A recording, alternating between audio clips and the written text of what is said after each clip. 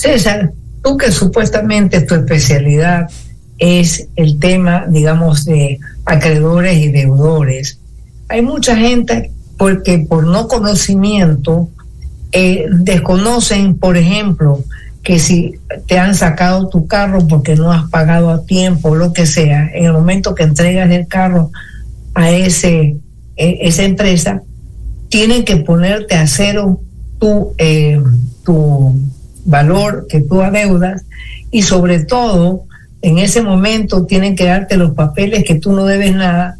¿Y cómo haces para que no tengas congelado tu crédito en el sector, digamos, de aquello que tú tienes mal crédito en el mercado? Bueno, en primer lugar, muy buenas tardes, ingeniera Joyce Ginata, querido Giovanni, gracias por esta invitación. Saludo especialmente a quienes a esta hora están escuchándonos a través de la señal de RTP. Voy a empezar por lo segundo, y es que resulta muy importante que las personas que adquieren obligaciones las cumplan en los plazos y montos que se han comprometido a cumplirlas. Para ello, nosotros siempre promovemos el ahorro responsable, el consumo responsable y el endeudamiento responsable. Endeudamiento que debe tener coherencia con los ingresos de la persona, o, como dice la sabiduría popular, saber arroparnos hasta donde nos da la sábana.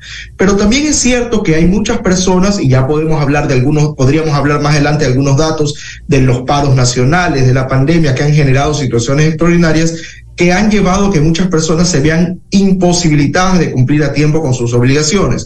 Y en ese sentido es importante que cuando una persona vea que no va a poder cumplir con sus obligaciones, busque ayuda profesional, actúe a tiempo para evitar que su historial crediticio se vea afectado. Con eso respondo la segunda parte de su pregunta y voy a la primera. En ese sentido, hay todo tipo de créditos, todo tipo de soluciones también.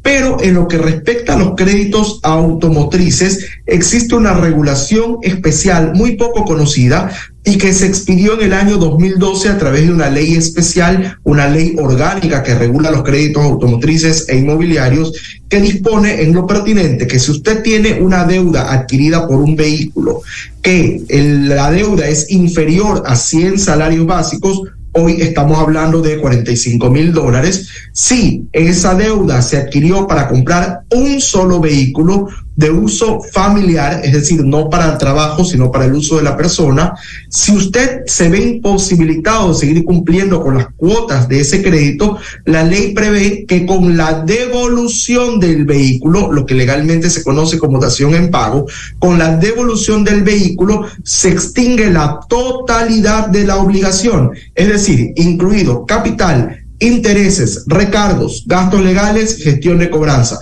de tal manera que esto se convierte en una alternativa para aquellas personas que tienen un problema de endeudamiento, que tienen una deuda de un vehículo y que no lo pueden pagar, y con la entrega de este vehículo se extingue la deuda. Ahora, es importante aclarar que también, lamentablemente, por desconocimiento, muchas personas entregaban el vehículo y le decían, ok, usted debe 20,000, el vehículo se lo recibimos por 10, por lo tanto nos debe 10 más y vamos a hacer una novación del crédito que implica sumarle intereses y usted terminaba debiendo 15,000.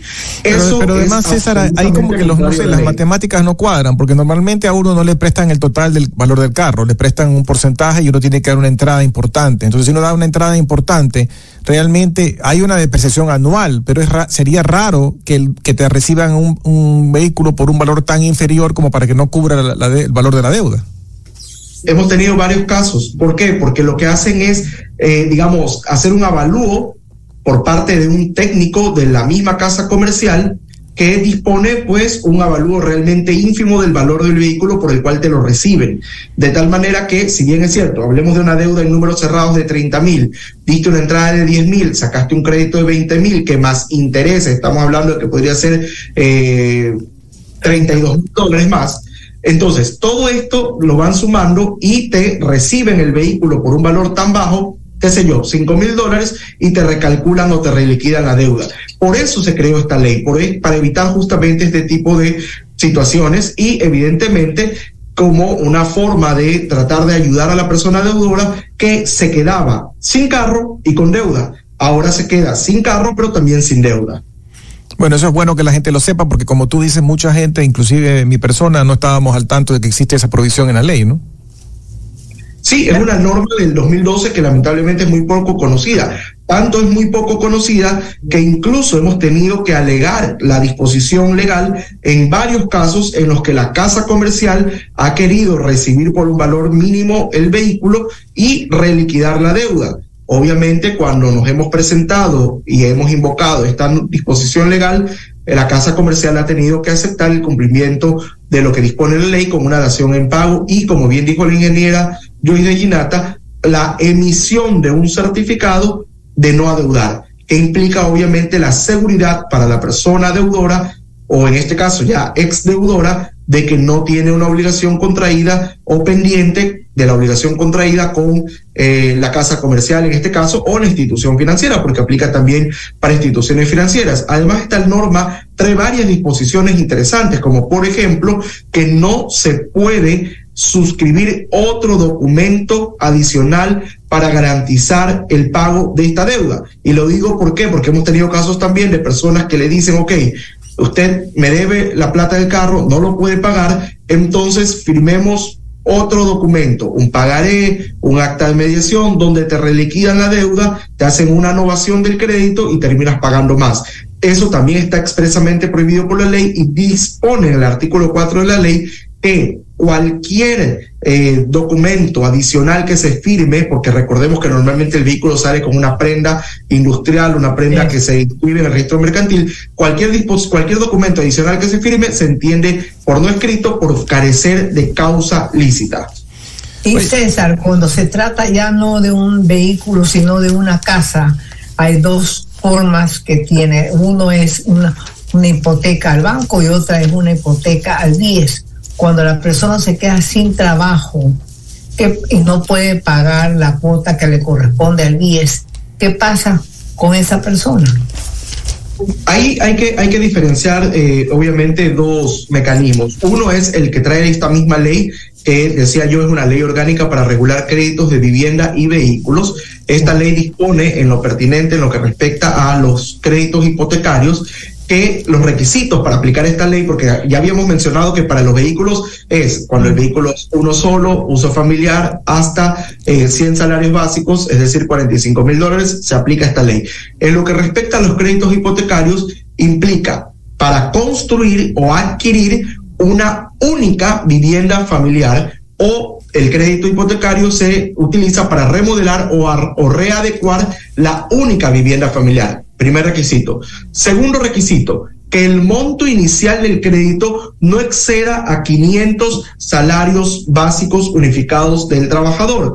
Es decir, a la fecha de hoy estamos hablando de $225,000. Que el monto inicial del crédito no exceda a 500 salarios básicos unificados para los trabajadores privados. Y adicionalmente que se constituya hipoteca en garantía del crédito concedido, lo que sabemos se aplica en el 100% de los casos. Casi la totalidad de los créditos de vivienda implican una constitución de hipoteca.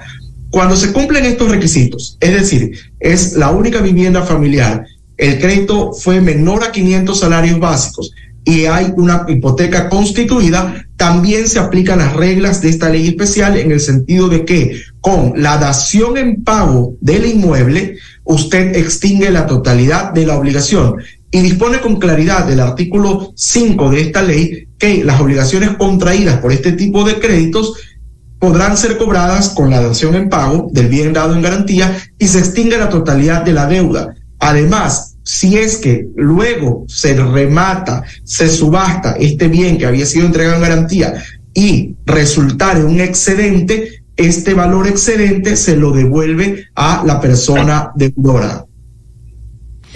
Hay una cuestión que yo quería preguntarte con respecto a deudas públicas. En los diarios, en el diario El Universo, por ejemplo, de hoy, hay una noticia con respecto a ciudadanos que se quejan de supuesto servicio que nunca solicitaron y habla concretamente del CNT.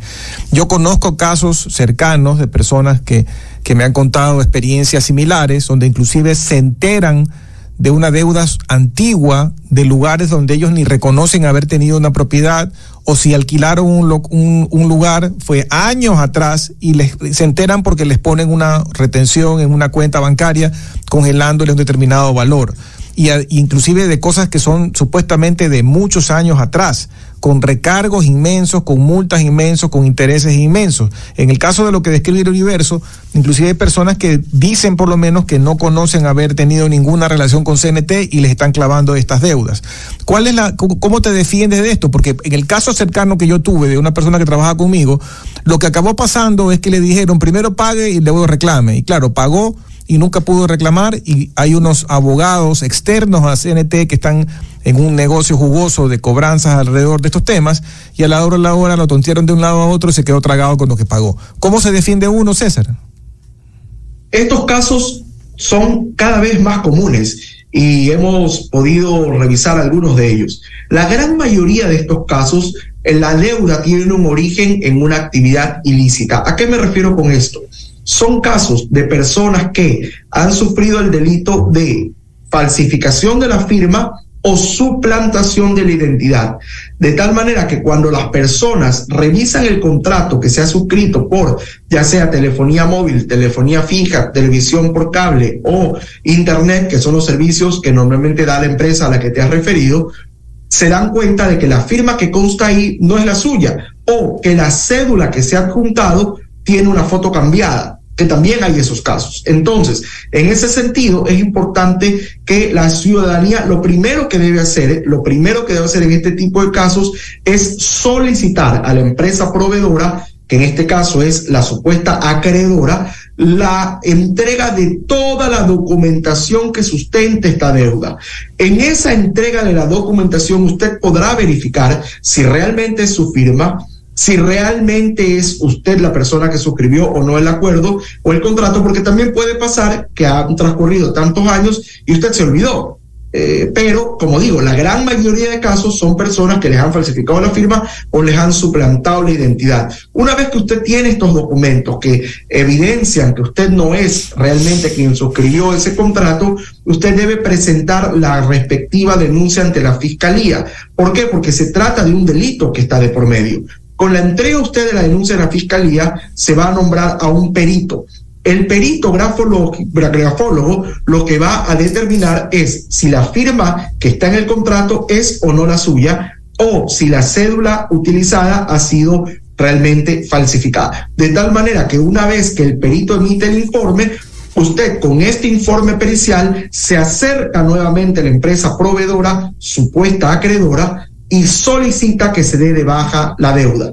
En ese sentido es como se está actuando o como se debe actuar. Por otro lado, ¿qué pasa también? Que hay muchos casos de personas que sí firmaron un contrato, que sí tuvieron una relación comercial, pero que oportunamente entregaron la documentación para terminar el contrato. Pero hay casos de personas que luego de entregar el documento solicitando que se termine el contrato, no le dieron seguimiento a este tema y resulta que se generó una deuda de un mes adicional que no se había cobrado porque se hizo la entrega de la carta posterior al cierre del mes o a la fecha de corte del servicio, de tal manera que resulta que teníamos una deuda de un mes que fue creciendo con el paso de los meses, con el paso de los años, y que usted quizá, sabiendo de que tuvo una relación contractual, no estaba consciente de este valor adeudado y se entera porque le han retenido valores en las cuentas, porque CNT como empresa pública ejerce la jurisdicción coactiva. Por lo tanto, lo que nosotros sugerimos también en esos casos es que cuando usted termine una relación contractual, ya sea de telefonía pública o privada, fija o móvil, televisión por cable, internet, que son normalmente estos servicios de prestación progresiva, usted solicite la reliquidación de la deuda, cancele lo que tenga que cancelar y pida luego un certificado, no solamente de no adeudar, sino de que usted ya no tiene una relación comercial. Es lo único que le puede salvar luego si suceden este tipo de casos. Ahora, las personas que ya tienen una deuda por el descuido de no haber terminado la relación contractual de manera correcta y no haber reliquidado la deuda en su momento, tienen alternativas como las facilidades de pago que establece el Código Orgánico Administrativo, que les permite hasta en 24 cuotas poder pagar estas deudas. Y en el caso primero, que era el de falsificación o suplantación de identidad, hemos también explicado cuál sería el procedimiento para poder darle solución a esta deuda. Pero en todo caso, las personas no deben de proceder a pagar sin primero hacer toda esta gestión. Correcto. Si usted sabe que esa deuda no la reconoce, que no es una deuda de la que usted está consciente, primero solicite toda la documentación de respaldo. Ahora, es importante mencionar que normalmente los abogados externos de la empresa no tienen esa documentación. Es decir, usted se la puede solicitar al abogado, pero probablemente se va a demorar mucho tiempo en entregársela porque no es una información que ellos les entregan. Usted debe solicitarlo a la empresa proveedora de manera directa para poder tener los sustentos de esa relación comercial y poder saber si realmente firmó o no firmó el contrato, porque como digo, puede ser que sí lo firmó y no se acuerde, como puede ser que le suplantaron la identidad o le falsificaron la firma. De todos estos casos que he comentado, he visto situaciones o personas que se han enfrentado a cada uno de ellos, tanto el que se olvidó como el que le falsificaron la firma como el que le suplantaron la identidad.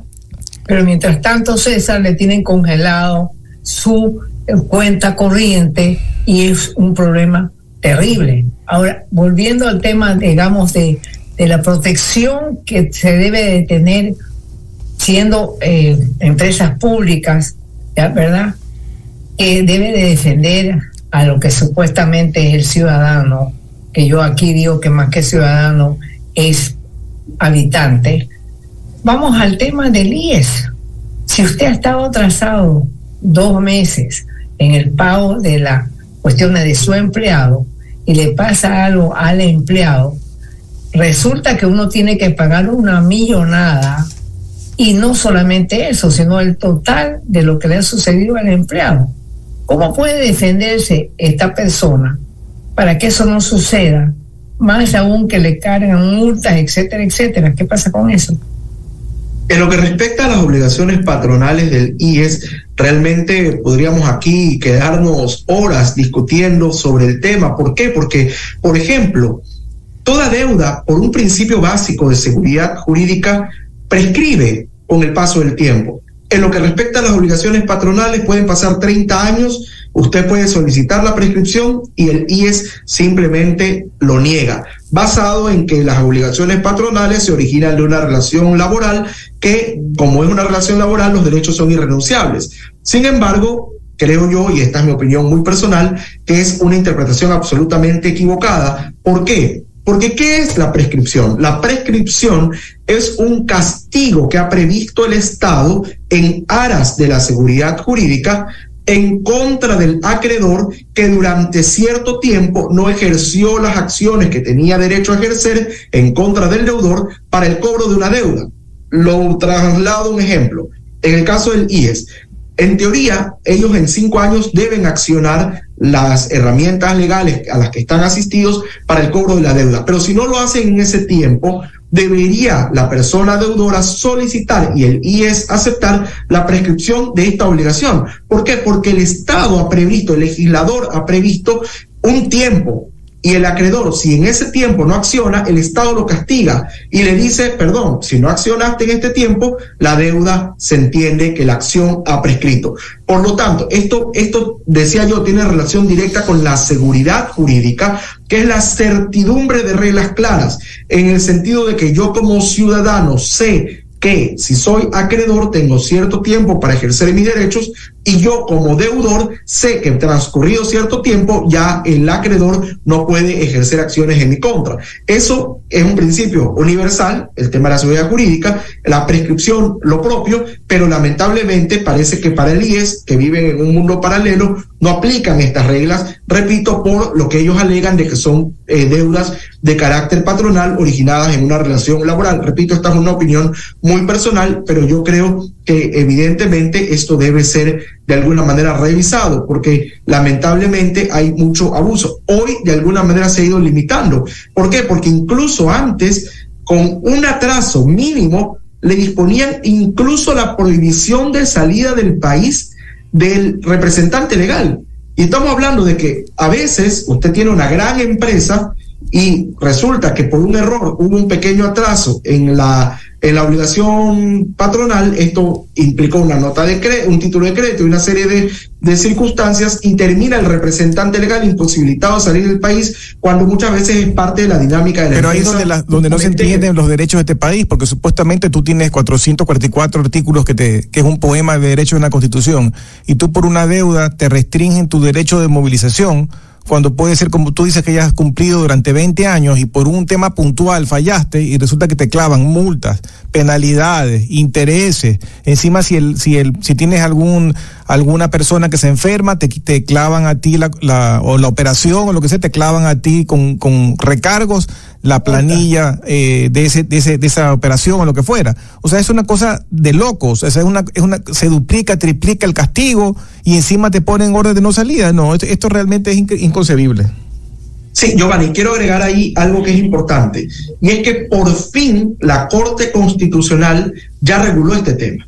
Es decir, en una sentencia, la Corte reconoce lo que dice clarito la Constitución. La Constitución dispone con claridad: todos los ciudadanos tienen derecho al libre tránsito.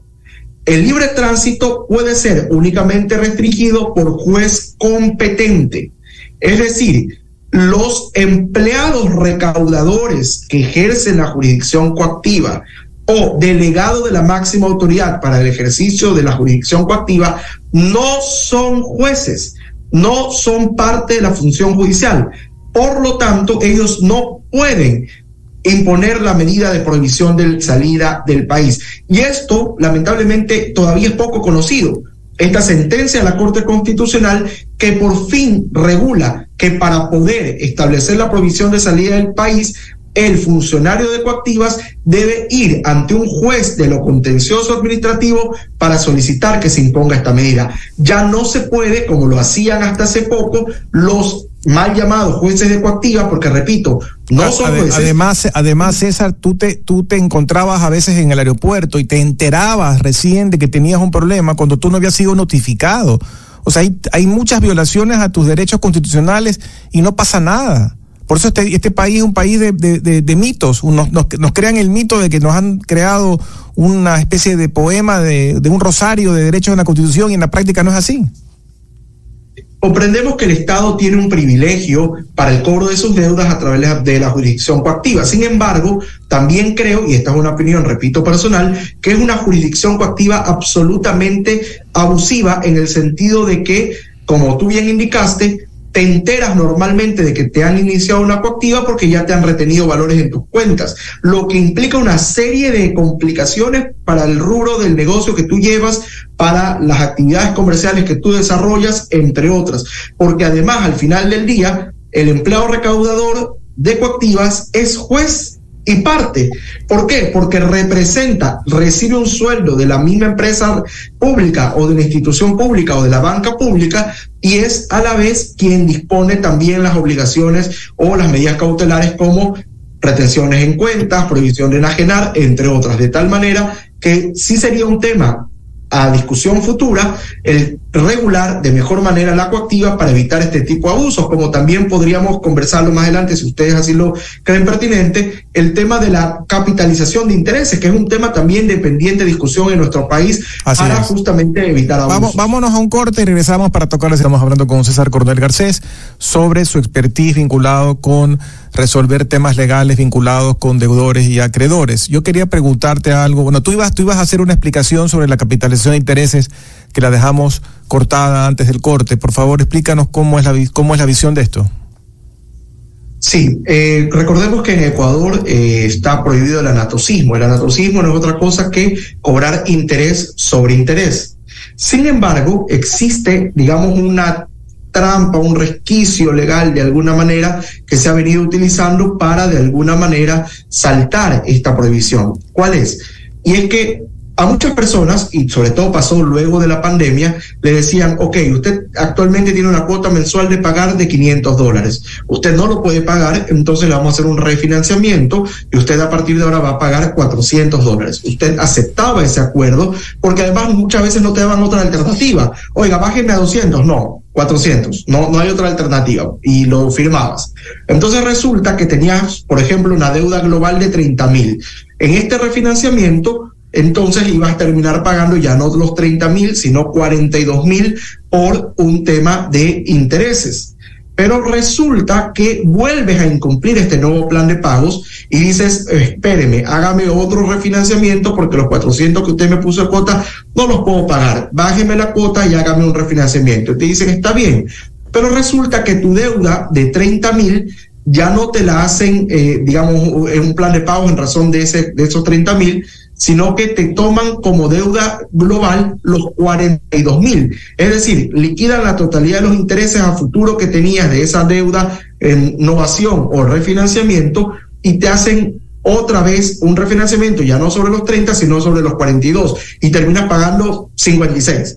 Entonces, esta figura de capitalización de intereses, si bien es cierto, podría resultar legal, porque la novación puede implicar capitalización de intereses, al final del día sí termina siendo perjudicial para muchas personas que, como te comento, a veces se ven obligadas a aceptar las condiciones del refinanciamiento sin estar seguras de que van a poder cumplir. Entonces, decía yo, esto no está regulado en nuestro sistema jurídico, pero así como hablábamos de que sería necesario en algún momento discutir la regulación de las coactivas, qué importante sería también a futuro poder tener una discusión respecto a esta figura de capitulación de intereses para casos en los que las personas han aceptado 1, 2 o 3 refinanciamientos y que terminan pues luego pagando un valor mucho más alto de su deuda. Eso nada más como una idea que quería plantear. César, el tema de las tarjetas de crédito también se presta a veces para confusión y a veces para abuso. Quisiera profundizar un poco los derechos de las personas. Te pongo un ejemplo que no recuerdo si lo tocamos la vez pasada, que conversamos, de una persona que yo conozco que vive en Quito, que le roban su oficina, no había nadie en la oficina, y entre las cosas que le sacan de su escritorio había una tarjeta de crédito de un banco X. Las personas se llevaron esa tarjeta y comenzaron a consumir en un mismo establecimiento varias veces, y él, que no estaba en la oficina, repito, comienza a recibir notificaciones del banco emisor diciéndole cargo, con lo cual él llama enseguida al banco y dice esto no es mío, paralizan, digamos, la tarjeta, pero todos aquellos cargos se los cobran y no le quieren, digamos, perdonar porque le dicen dos cosas. Uno, que no fue una venta telemática, una venta digital, una venta en internet, sino que fue una cosa con tarjeta física, claro, pero sin él presente. Y dos, que él no tenía agarrado para la tarjeta un seguro que lo proteja para eso. Y él dice, bueno, a mí nadie me ha ofrecido un seguro ni me ha dicho, si no tienes este seguro, tú te expones a cualquier cosa, no te vamos a responder. ¿Qué puede hacer al respecto? En el caso que has comentado, evidentemente, perdón. Adelante. En realidad nada, sobre todo que la persona dueña de la tarjeta dejó la tarjeta descuidada en su oficina. Bueno, pero eso no es un delito, o sea, eso no es un problema que le importe al banco. Correcto. Bueno, ¿cuál es tu visión de esto, César? Sí, decía yo que en estos casos normalmente hay que evaluar dónde está la responsabilidad. La responsabilidad está en el banco, la responsabilidad está en la empresa que vendió con tarjeta, claro, o sea, donde se hicieron las compras, o la responsabilidad está en el cliente. Eso es lo primero que hay que determinar. En ese sentido es importante mencionar que si, por ejemplo, fuera una deuda contraída por tarjeta de crédito porque se violentaron las seguridades del banco, la responsabilidad es absolutamente del banco. Tenga usted seguro o no tenga seguro. Si en cambio se trata de una persona que fue a hacer una compra y el establecimiento no verificó que la persona que estaba utilizando la tarjeta era realmente el titular de la tarjeta de crédito, esta es una deuda evidentemente que usted podría imputarla a la empresa vendedora por no cumplir. O sea, con la impresión que a mí me da es que la empresa que emitió 4 cargos a la misma tarjeta consecutivas, que era una ferretería, está en contubernio con los ladrones. Entonces debería ser el que recibe el castigo, debería ser el establecimiento que no deben de pagarle esas planillas. Correcto, por supuesto. Ese debería ser, digamos, lo correcto en este caso. Ahora bien, en este tipo de temas hay una primera instancia que es el defensor del cliente que tiene cada institución financiera, que normalmente trata de darle una solución a este tipo de inconvenientes, porque si bien es cierto que son personas que trabajan dentro de la misma institución financiera, me refiero al espacio físico, también ellos dependen de la Superintendencia de Bancos, que es el órgano regulador de este tipo de instituciones. Y si es que no funciona la instancia del defensor del cliente, usted puede ingresar directamente un reclamo, que incluso hoy se puede hacer a través de manera telemática, ante la Superintendencia de Bancos para que analice el caso en específico. Mire, aquí podríamos hablar de muchos casos. Por ejemplo, tenemos un caso actualmente de una persona que, si bien es cierto, tiene 30 años de edad, tiene una discapacidad mental casi total, con un diagnóstico médico que ha esclarecido que no tiene noción lógica numérica. A esta persona, la persona que la cuida, le sacó una tarjeta de crédito. Esta persona le dieron un cupo de $5,000. La persona que cuidaba a esta persona con discapacidad gastó la totalidad del dinero, y resulta que ahora el banco le quiere cobrar a esta persona que tiene una discapacidad, decía yo, una deuda que no tiene ninguna noción de su existencia. Entonces, por ejemplo, en este caso, el banco nunca debió emitir una tarjeta de crédito sin asegurarse que la persona que estaba recibiendo la tarjeta era capaz para poder ejercer un acto o un contrato, como en este caso el contrato de tarjeta de crédito. Entonces, evidentemente, esta deuda tiene un origen que es absolutamente ilegítimo. Claro, luego el banco podría también accionar en contra de la persona que ha realizado los consumos, que es la persona que cuidaba a esta persona con discapacidad. Pero, como decía yo, hay una serie de casos, una serie de circunstancias que se pueden analizar y que a veces se escapan del análisis de los bancos, pero que pueden implicar la imposición de sanciones por parte del órgano regulador, en este caso la Superintendencia de Bancos. Pero decía yo, lo importante, y lo decía al inicio también de esta conversación, en el bloque inicial, es que cuando usted tenga una deuda, conozca o no su origen, en la gran mayoría de casos conocemos el origen de las deudas, busque ayuda. ¿Por qué? Porque comprendemos que tuvimos pues en el Ecuador un paro en octubre del 2019 que al país le costó más de $821 millones. Luego una pandemia que implicó pérdidas para el Ecuador entre marzo a diciembre del 2020 de más de 16.381 millones de dólares. Luego tuvimos un nuevo paro en junio del 2022 que implicó pérdidas por más de 1.105 millones de dólares y 37.785 personas se quedaron en el desempleo. Todo esto según cifras del Banco Central. Eso implica una serie de circunstancias. Hoy, según cifras de Asobanca, el 26,28% de las personas que tienen un crédito están registrando morosidad o atrasos permanentes, porque también tenemos una situación grave que, decía yo, los paros que agravaron la situación económica del país, la pandemia que la complicaron todavía más. Hoy tenemos también un grave problema de inseguridad, de extorsión, vacunas. Yo he tenido clientes que han venido a decirme, abogado, prefiero que usted me ayude a resolver mi deuda que seguir pagando por la planta. Tengo un caso de una persona que tenía una planta cerca de Caraguay que tuvo que cerrar la planta porque justamente estaban ya rebosados con el tema de las vacunas. Y también tenemos un invierno que ha azotado gravemente a la costa ecuatoriana y que evidentemente implica cierres de negocios, pérdidas, reducción de personal y una serie de factores que, decía yo, van acarreando a que muchas personas hoy,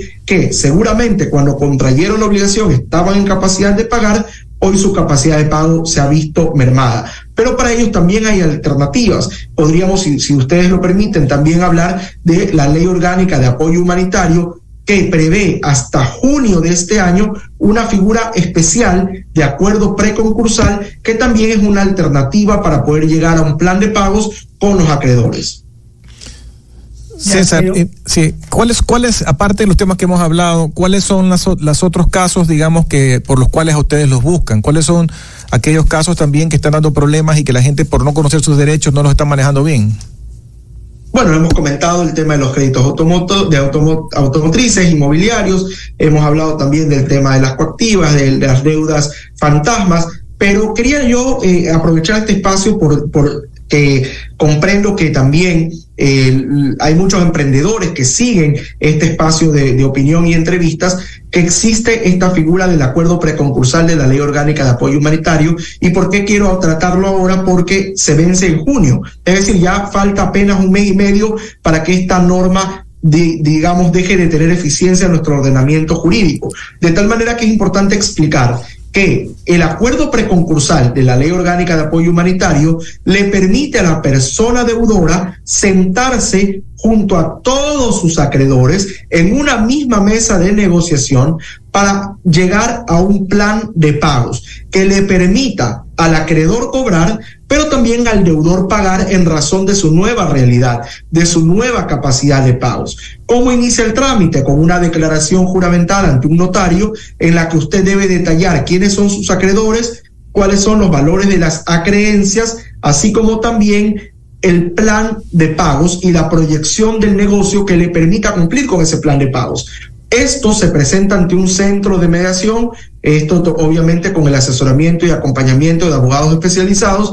El centro de mediación convoca a todos los acreedores. ¿Y cuáles son las ventajas? Que mientras dure este procedimiento de acuerdo preconcursal de la Ley Orgánica de Apoyo Humanitario, no pueden demandar a la persona deudora. Y si ya la han demandado, incluso por la vía coactiva, estos procesos se suspenden mientras dure la negociación. Además, los acuerdos se llegan a, aprobar con el más del 50% de las acreencias que tiene el deudor, no de los acreedores. ¿Por qué? Porque usted puede tener 4 acreedores, pero uno representar en acreencias la gran mayoría de su masa de deuda.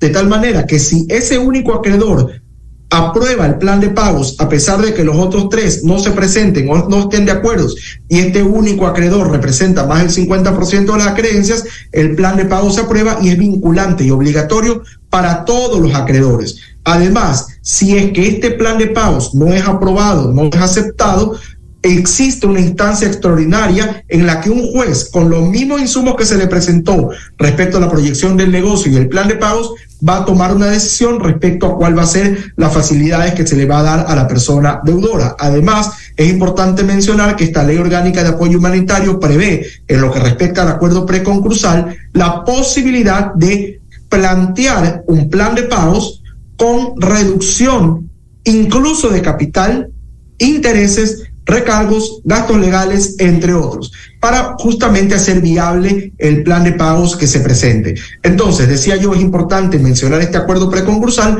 porque va a estar vigente hasta el 22 de junio del 2023, fecha en la que deja de tener vigencia porque la Ley Orgánica de Apoyo Humanitario ha previsto solamente 3 años para abrir esta ventana. Ahora bien, claro, cuando se hizo la Ley Orgánica de Apoyo Humanitario, nadie, ni siquiera los asambleístas, seguramente habían pensado que luego en junio del 2022 íbamos a tener un nuevo paro nacional con las pérdidas que ya hemos mencionado, o que íbamos a tener en el 2023 una ola de inseguridad, un invierno tan fuerte, y muy probablemente no pensaron en ninguno de estos factores, y por eso la ley tiene vigencia solo hasta junio de este año. Sin embargo, creo que es importante poner en la mesa de discusión que los efectos de esta ley deberían ampliarse por lo menos durante un par de años más, teniendo en cuenta los fenómenos que han sobrevenido luego de la pandemia.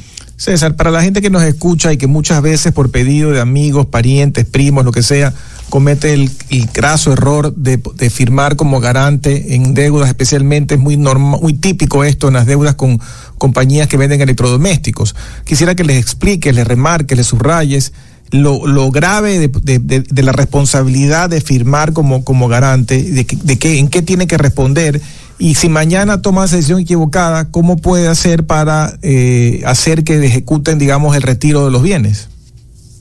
Lo importante es siempre leer las letras de lo que uno firma. Y esto aplica en general, aplica para las deudas que adquiere la persona como deudor principal, tanto como las deudas que adquiere como codeudor o como garante. Es decir, si usted sabe que existe una posibilidad de que el deudor principal no va a cumplir con esta obligación, usted va a ser el responsable de esa obligación. No solamente en lo que respecta a pagar, sino también lo van a llamar, lo van a demandar, lo van a perseguir vía judicial, vía telefónica, etcétera, de tal manera que el hecho de ser deudor y más aún ser garante de una deuda que no es mía es una decisión que usted se la tiene que tomar muy en serio y que debe analizar con detenimiento, sobre todas las cosas leyendo las letras chicas de lo que se está firmando, porque normalmente, por ejemplo, un proceso de refinanciamiento lo puede hacer un deudor y resulta que el garante se ve obligado a todos estos procesos de refinanciamiento también. De tal manera que es importante que usted lo tome muy en serio este tema del endeudamiento en general, ¿no? Y ante eso nosotros siempre estamos promoviendo, decía yo, un endeudamiento prudente, un endeudamiento coherente. Es decir, no endeudarse para bienes o servicios de corta duración, sino bienes o servicios de larga duración. La compra de una vivienda, de un vehículo, de la remodelación de una casa, una carrera universitaria. Además, saber pagar a tiempo, es decir, tener identificados quiénes son mis acreedores, cuántos son mis acreencias y en qué fechas debo pagar, porque a veces la gente cree que por atrasarse un día no pasa nada, pero resulta que afecta esto su historial crediticio y termina pagando más, porque paga mora, recargos, gestión de cobranza, etcétera. Además, no aceptar tarjetas de crédito o préstamos que usted no ha solicitado o que sabe que no necesita, o peor aún, sabe que no va a poder pagar. Además, qué importante es evitar los avances de efectivo, evitar pagar solo el mínimo, es decir, pagar en lo ideal el pago corriente del consumo del mes. Y por supuesto también evitar utilizar una deuda como alternativa para pagar otra deuda. En esta última parte he tratado de resumir algunos consejos también para el endeudamiento responsable. Según tu opinión, César, nos quedan 2 minutos. ¿Qué porcentaje de la población, sobre todo de las pymes, es suficientemente capacitada para hacer un presupuesto? Es decir, déjame hacer un presupuesto para saber qué es lo que se puede gastar, qué es lo que no se puede gastar. En la población en general, ¿qué porcentaje tú crees que hace ese sistema, que es una protección para tener un buen crédito? Según un análisis publicado hace pocos meses por la Red de Instituciones Financieras de Desarrollo, el 62% de las personas y empresas en Ecuador no tienen cultura de ahorro ni educación financiera. Y el 53% de las personas afirmaron que cubren sus gastos diarios con préstamos. Tanto es así que el 52% de las compras del supermercado durante el año 2022, esto último según cifras del Banco Mundial en el Ecuador, se hicieron con diferido. Es decir, hoy mucha gente en Ecuador está pagando el supermercado en cuotas. Entonces existe un grave problema de educación financiera, de cultura de ahorro, y es importante por eso aprovechar espacios como el que ustedes hoy con generosidad me han concedido para hablar de estos temas, para hablar de prevención del endeudamiento, del sobreendeudamiento, de educación financiera, de lo que usted ha dicho, ingeniera, la necesidad de hacer una proyección de gastos, proyección real de ingresos y tomar decisiones, porque de nada sirve pasar a limpio las cuentas si no se toman decisiones. ¿Dónde estoy gastando de más? ¿Dónde puedo ahorrar? ¿Qué decisiones puedo tomar para ajustarme en mi presupuesto y así evitar caer en el sobreendeudamiento? Sé que esta era la última pregunta, así que agradezco por este espacio y también invito a quienes nos están escuchando a que sigan nuestras redes sociales, @defensadeudoresec. Siempre estamos compartiendo información, consejos útiles de educación financiera y de reformas legales para que la gente esté correctamente informada. Y si usted hoy ya tiene un problema de sobreendeudamiento, sepa que nos puede llamar. La llamada y la consulta es totalmente gratis al 1-800-DEUDAS. Repito, 1-800-DEUDAS es una llamada totalmente gratuita para que usted pueda solventar todas sus dudas respecto a temas de sobreendeudamiento. Gracias por la oportunidad. Gracias, César, por dedicarnos esta hora de tu tiempo. Esperemos que puedas regresar pronto con haya novedades que contar y también con ustedes. Muchas gracias, hasta el día de mañana.